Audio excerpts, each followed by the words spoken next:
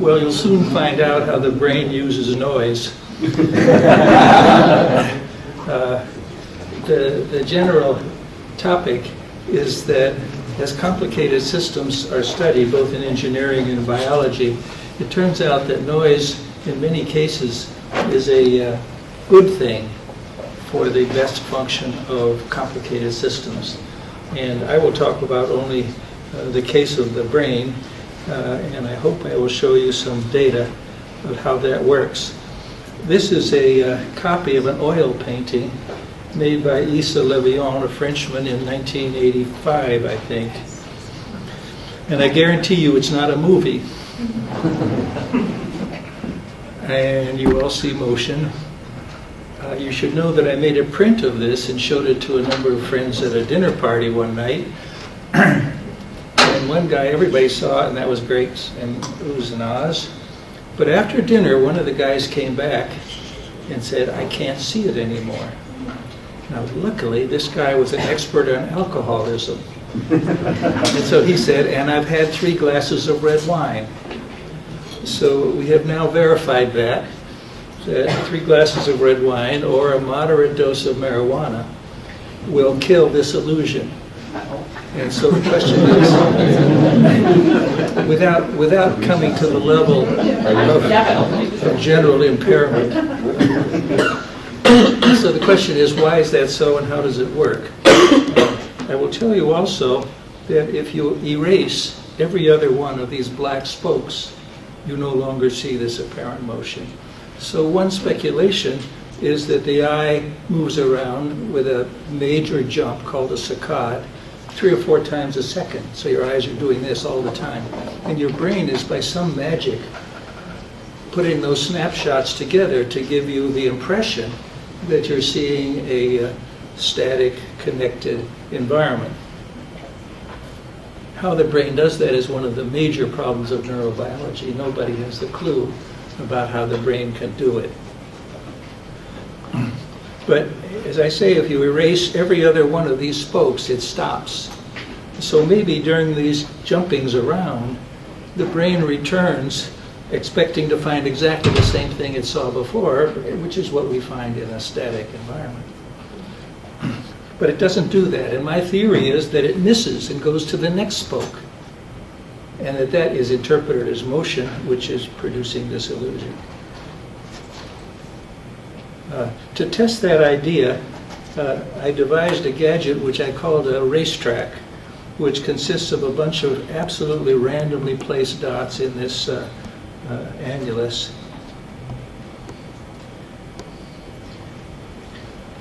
And most people see rotation.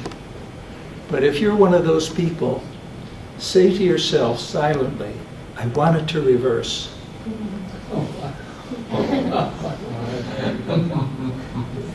It's incredible. So it's a fantasy in the first place. And what this is telling you is that you have some control over your own fantasies. And so I promise you that this movie is made up of about 30 frames of dots randomly placed, each frame totally independent from the others. And nevertheless, you see motion. And since your brain made it up, then in some sense your brain is allowed to change it, which is what you've just seen. But now I can begin to make it harder.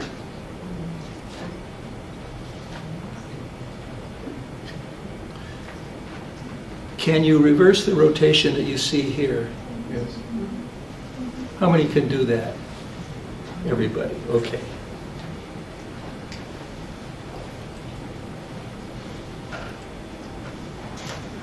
How about this? Can you reverse it?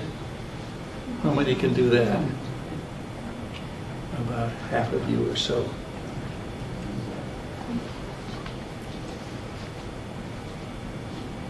Can you reverse this one? 1 or 2 or 3, including a director. How about this one? 1 or 2.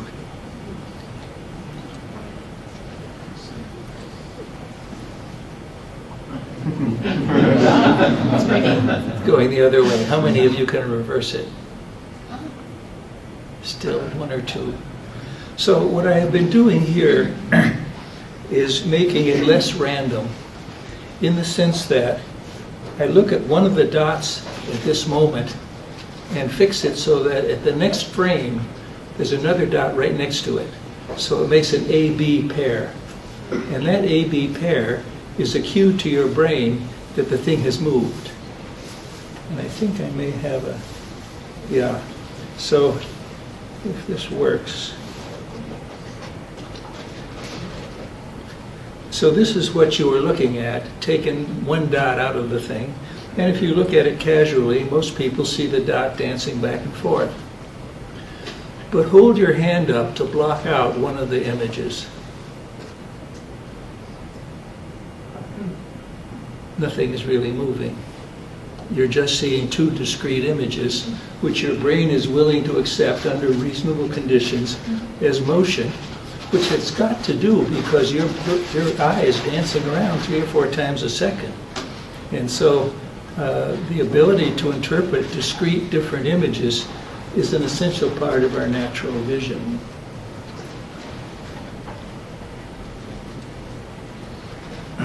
However, if you look at that for a while, it will reverse by itself every couple seconds. And so there's some fundamental frequency in your persistence or perseverance of perception, which is about with a 2-second period. And so if you simply sit there and watch it, then you get a curve like this, which tells you that on the average, it switches by yourself without your willing it either way. And if you look at the visual cortex of a rat and put an electrode there, you see these pulses every 2 seconds. There are 2 kinds of pulses. One is the local field potential, which means that on the surface of this rat's visual cortex, you put a very gentle electrode, which may be 1 millimeter or 2 in diameter, a little metal pad, which you press against the exposed brain, and that gives you the blue curve.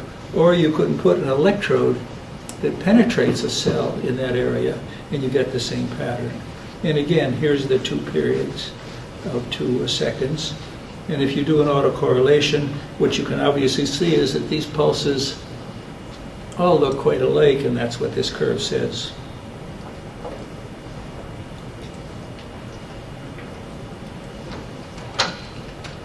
Now, to explore another property of the visual system, I would ask you to watch this movie. This really is a movie of a waterfall.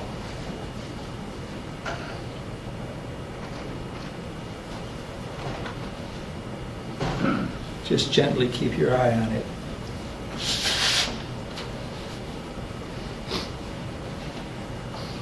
And I'll keep watching it, and I'm going to stop it. There was a very distinguished physicist named Aristotle who first reported on this phenomenon. Sitting by the bank of a river watching debris go by, he noticed if he looked at the bank, it went the other way. This is an example of what seems to be a general architectural principle of our brain, which is that we have running a number of opposing processes all the time, including the motion detector. And if you watch something like this waterfall, there'll be a motion detector for going down and one for going up, one for right, one for left, one for rotating clockwise, one counterclockwise. And if you watch that for a while, you gradually fatigue the downward sensor. Now, the word fatigue is sort of slippery. What does it really mean? Probably it means that in order to perceive motion going down, there are neurons that have to work fairly hard. And they do that by communicating with each other in networks by secreting a protein called a neurotransmitter. But they can only manufacture a neurotransmitter at a moderate rate. It's a very energy expensive, slow process. So after a while, if you see down for some time, you run out of that transmitter protein, and that's what happens here. Speculation, but fairly well grounded.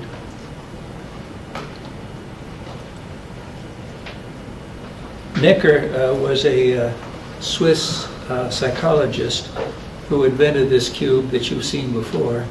And this is a case in which you can will the thing to invert. So first this looks like the front face, and then the one here looks like the front face.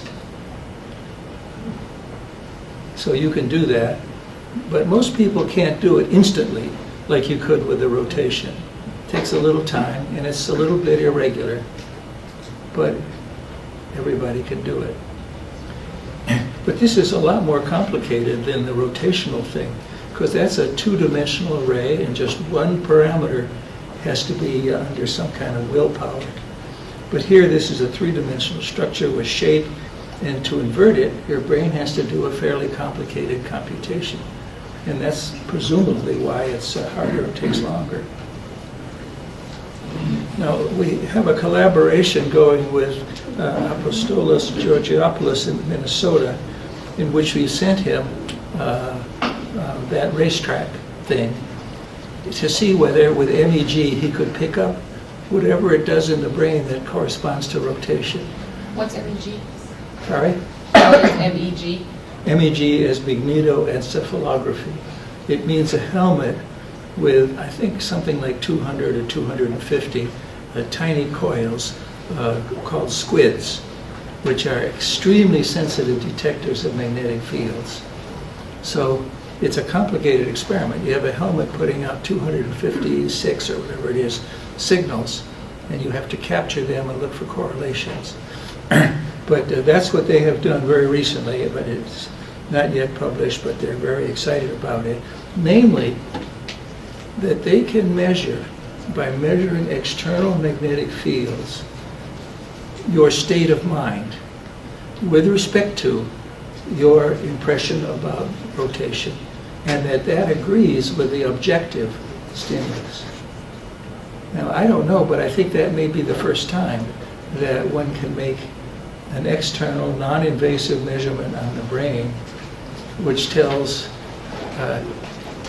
your state of mind. Anyhow, that's what it is. I had a correspondence from him just a couple days ago, and I have yet to receive the paper, but I think they've written a paper, and they're all excited by the fact that they really can detect a fairly sophisticated brain process by external magnetic field measurements.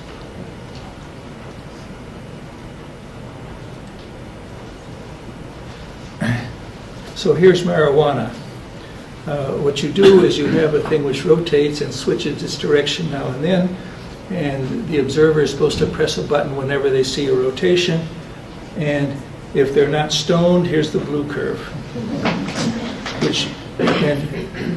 And then we use various degrees of correlation among the dots. So how often does a dot have a partner? And if it's zero correlation, it means the dots are just random sprinkles. If it's 50%, which is shown right here, it means that half the dots have a partner at the next moment in time. And obviously, as you increase that, the motion signal gets stronger and stronger, and that's the blue curve.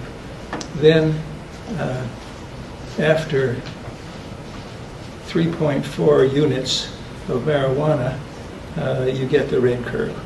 So you lose the ability to subtly detect its motion signal. Now, the guys who did this are oncologists at UCSF, and they were looking to see whether marijuana could be used to control pain. But the Bush administration was so tied in knots that they couldn't expect anything good to come from marijuana. So the grant proposal said to see whether marijuana interferes with the effectiveness of known painkillers. And it was a wink and a nod. The guys at NIH knew what they were doing, and the guys who got the grant knew what they were doing, but hopefully Mr. Bush didn't. So And this, but really what they were doing, the people who did this experiment, wanted to know if they wanted to do experiments on the effect of marijuana in a medical environment, were all the subjects going to get lung cancer from smoking all the time? So they did an experiment. On these curves, the numbers called S are the dosage that you get from smoking, and then they had a little metal cup that they put marijuana in, and they heated the cup so that the marijuana didn't burn, but it emitted a vapor. So this is the vapor versus the smoking, and the conclusion is they both follow about the same curve, and therefore they could proceed safely to study the effects of marijuana without smoking it.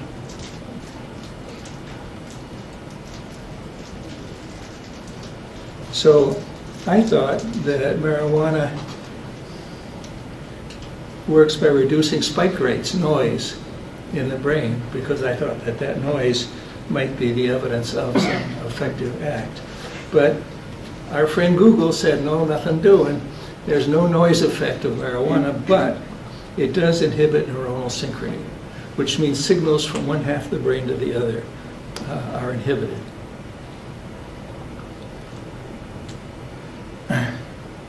So now comes the question of what is the importance of noise and how do we understand it? So what I have described here is a light bulb. It's getting brighter and dimmer. And it's not exactly sinusoidal, but roughly. But the light bulb is very dim and you're wearing dark sunglasses, so you can't see it's getting brighter and dimmer. In fact, you can't see it at all.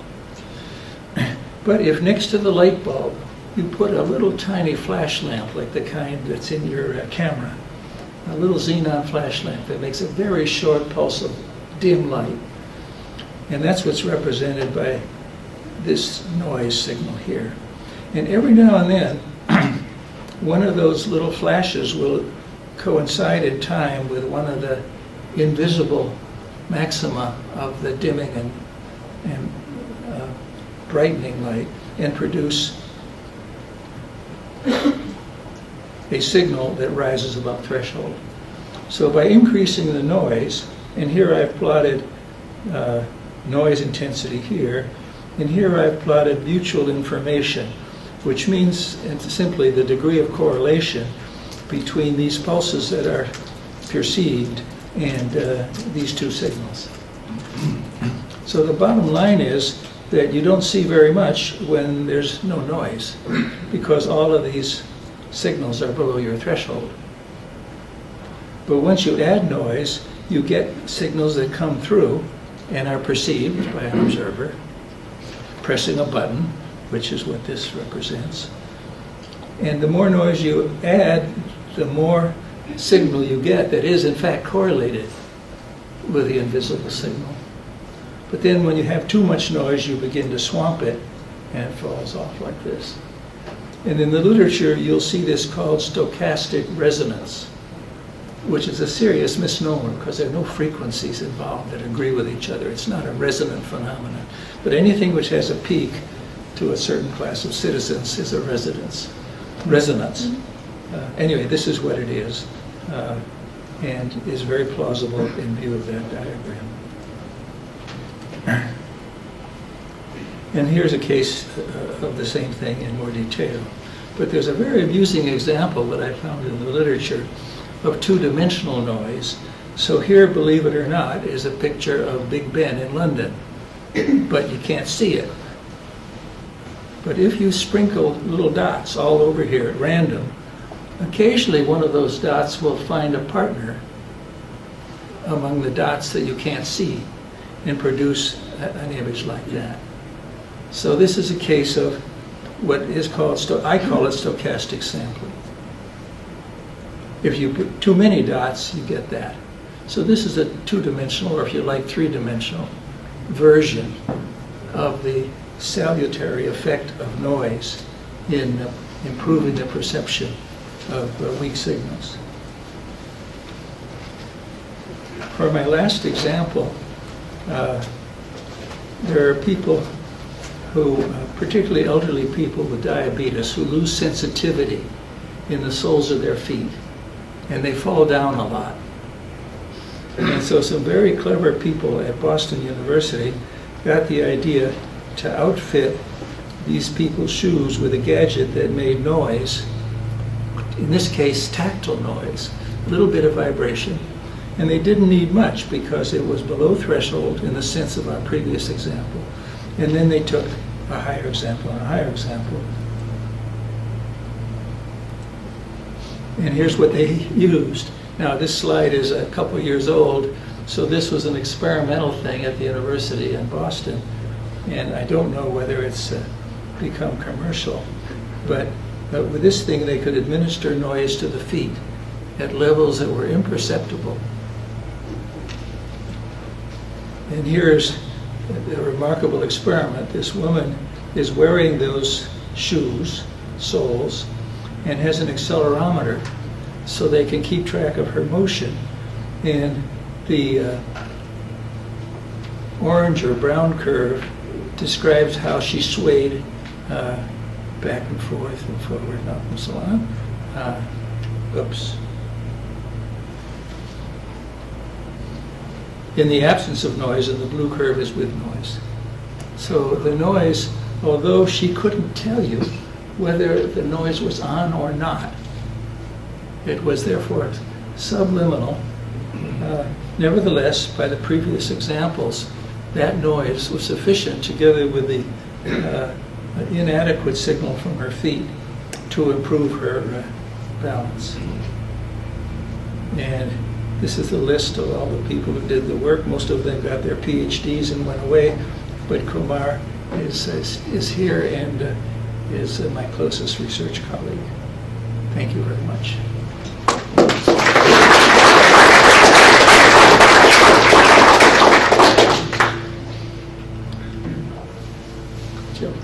In the experiment where you showed the light bulb that was varying in intensity and it was below threshold, and then you added noise, that noise appeared to be periodic. Would the correlation have decreased if it were totally random? It wasn't meant to be periodic, but It's okay. Just it appeared to be. Well, I don't.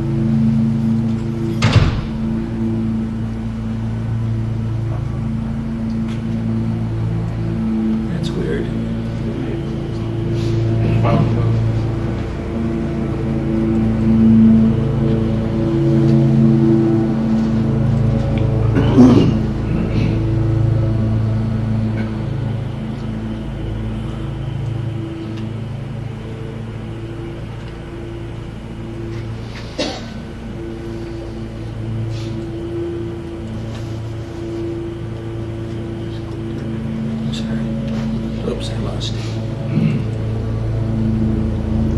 What are you suggesting?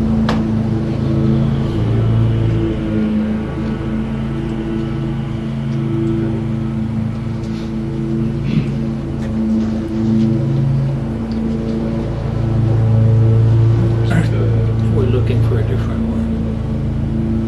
Further on. It's near the end.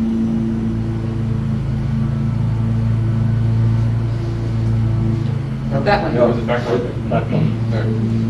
Yeah, it looked, the dashes where you flash the small additional light look equally spaced. That's the threshold. So, Is that, oh, I'm sorry. so It's just when an we add indication of noise the threshold. when we add noise to the rough sinusoid, then it peaks in various places. And John, sometimes it's it my peaks here. misinterpretation. You've drawn a dashed line, random with equally spaced dashes, and I was thinking that was a temporal signal. I see. Yeah. Okay, it was just meant to indicate the threshold. John, is there any way to use this then to, you showed the picture of Big Ben, are there any scientific applications that we can use this in an imaging instrument, for example, or a camera? Yes, I've thought about that, and I thought of getting a patent on a gadget which deliberately puts noise in your digital camera to allow you to get pictures which should be visible in what would normally be buried in noise. But I suspect there are, and I suspect that if I worked harder, I'd find a zillion patents related to that idea. But it's clear that there is in the air among engineers and others the notion that a little bit of noise is a good thing, and there may be many applications which essentially depend on this general theory. Yeah, Bart Costco, EE professor down in Southern California, has a book called Noise. And there are a lot of these pre-whitening techniques that are used to enhance signal detection. What is the name of the book or the author? Noise is the name of the book. Okay. And the author is Bart Costco, K-O-S-K-O. Thank you. I'll look that up.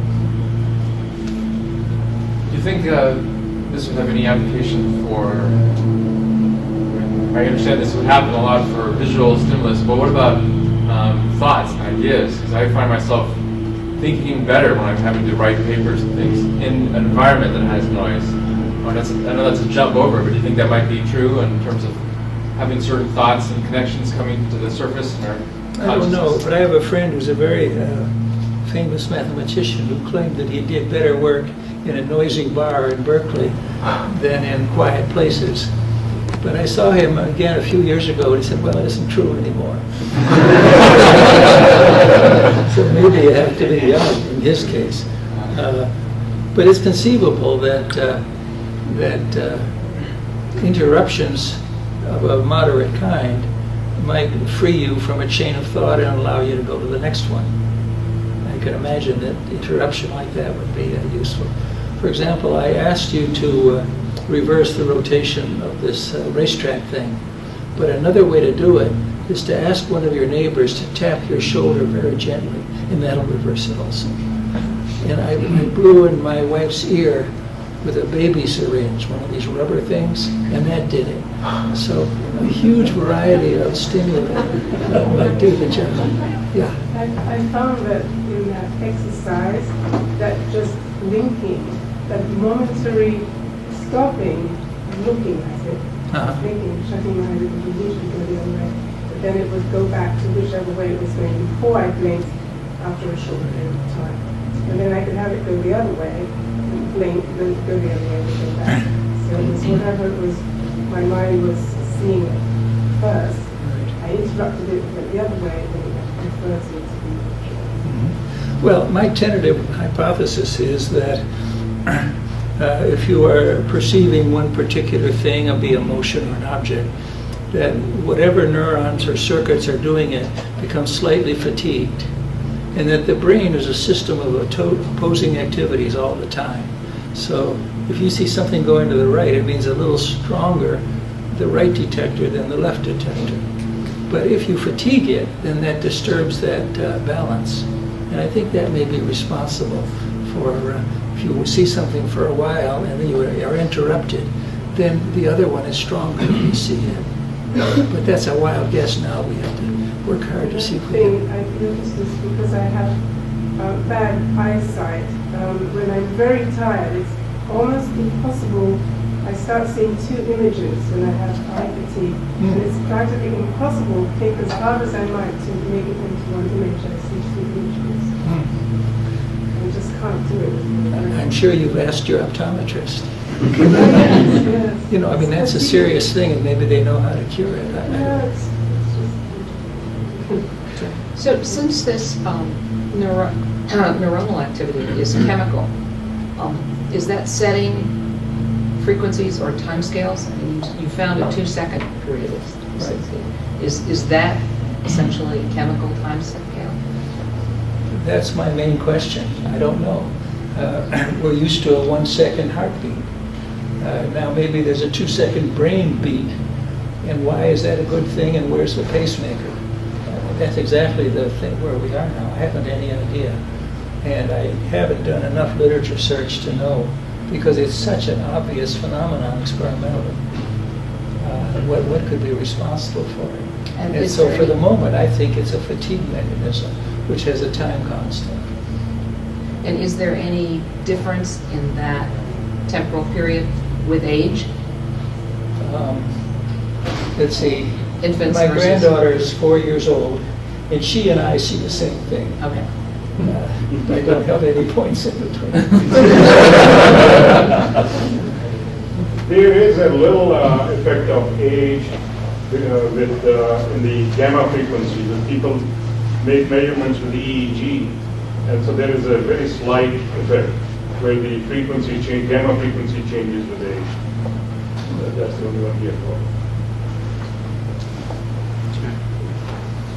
When I look at that threshold chart, I'm thinking that this is really not the way the brain uses noise, but the way the brain copes with noise, and by setting its threshold higher so it doesn't get swamped by the noise, and therefore it just gets above, which would imply that since noise, there are just so many different characteristics of noise.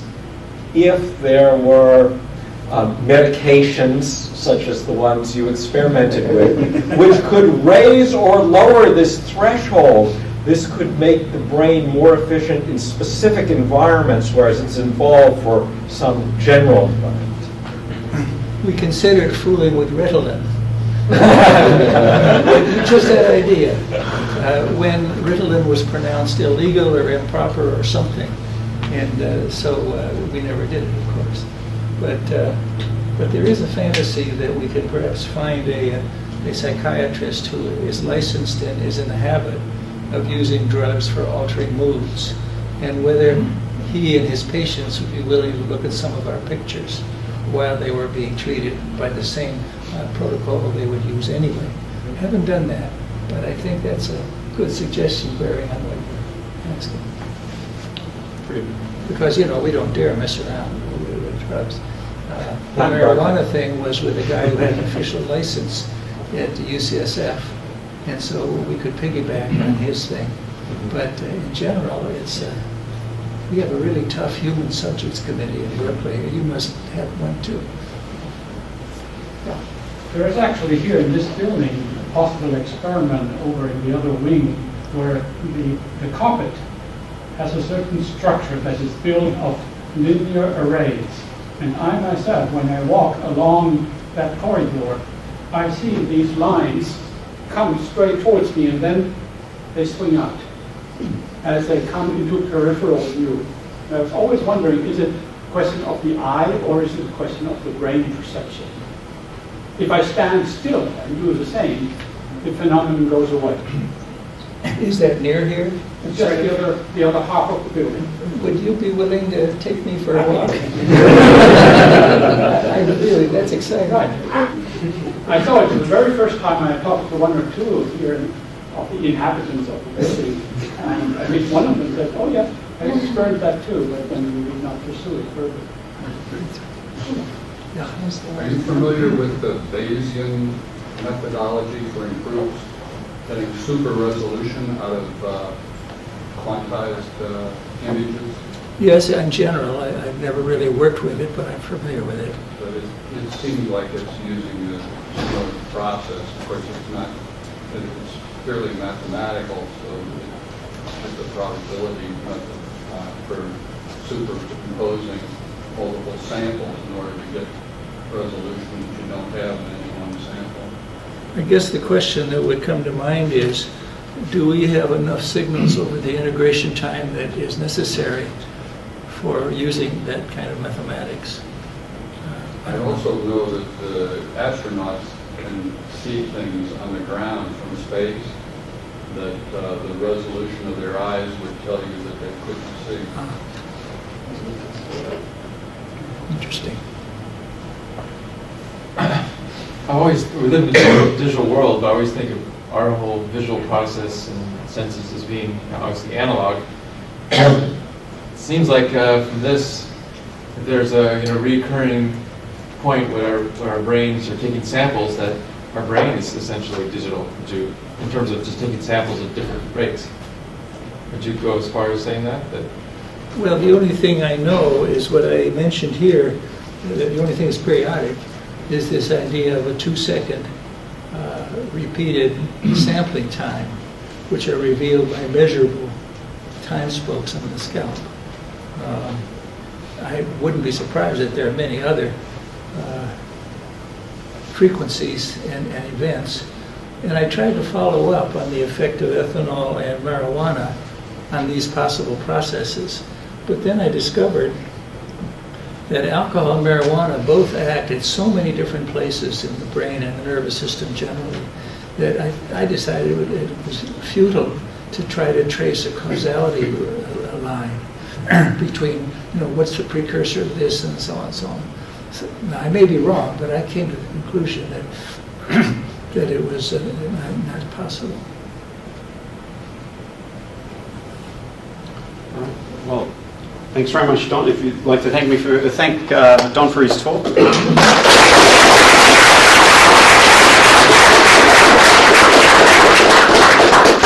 And next week we have Mario Parente, who's a